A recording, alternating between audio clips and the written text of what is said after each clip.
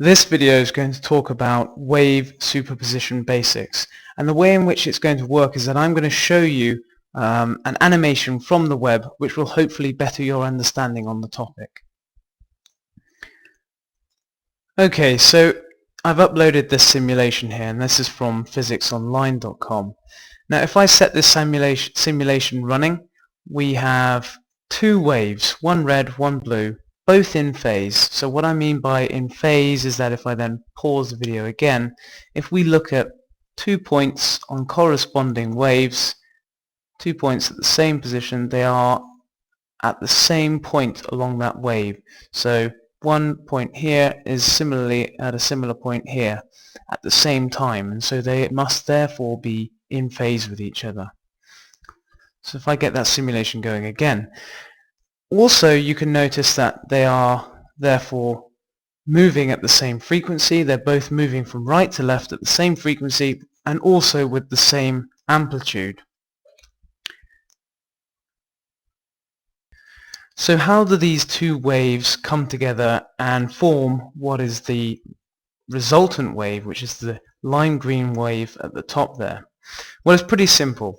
If we take this example, which is a very nice, easy, simple example, we can pause the simulation about now, and if we look very closely, the way I like to do it is I take a particular point along the wave. So let's take this point here.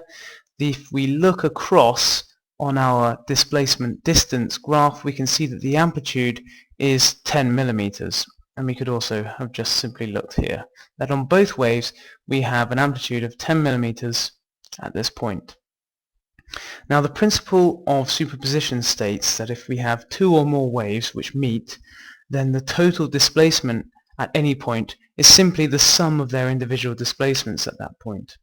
So in this scenario, if we took those 2 points, then simply the addition of those 2 points will give us a total of 20 millimeters, as we can see here in the green resultant wave. Similarly, if we took this point along the wave, which has 0 displacement, and looked at the same corresponding point on the red wave, that also has 0, and so that therefore translates to 0 on the resultant wave. And if we moved along gradually on each of these waves and took the corresponding points on both waves, we'd end up with this nice green resultant wave here, which in this case is simply a wave with the same frequency but double the amplitude, as both waves had the same amplitude. If we set the simulation going again and change the amplitude of 1, we took it to 15 say, then you'll notice that the resultant wave in green now has an amplitude of about 25 millimeters. It's just simply 10 plus 15. But this only works if the waves are in phase and if they have the same frequency. So this would be an example of constructive interference. So as I said, it only works if we have a phase difference of 0 or a whole number of wavelengths. Now we can sometimes express wavelength in more mathematical terms. So we like to say, describe a wavelength as one full circle, so 360 degrees. Or in radians it's 2 pi.